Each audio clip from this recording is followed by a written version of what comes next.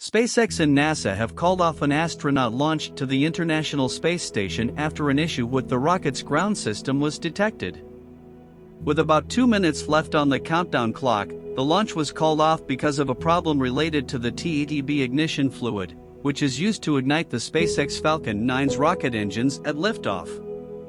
The decision to wave off the launch was made out of an abundance of caution, said Kate Tice, a SpaceX systems engineer, in commentary on Monday's webcast.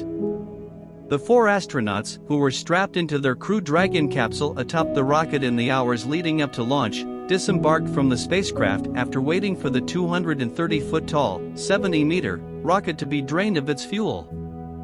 They'll stay on site at Kennedy Space Center until the next launch attempt.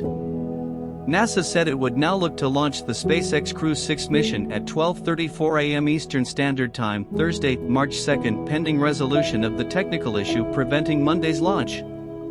The agency said it would skip a launch opportunity on Tuesday because of an unfavorable weather forecast.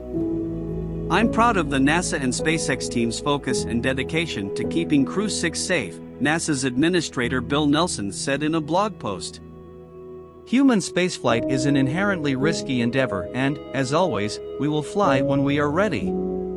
The SpaceX Falcon 9 rocket and Crew Dragon capsule were slated to lift off from NASA's Kennedy Space Center in Cape Canaveral, Florida, at 1:45 a.m. Eastern Time Monday.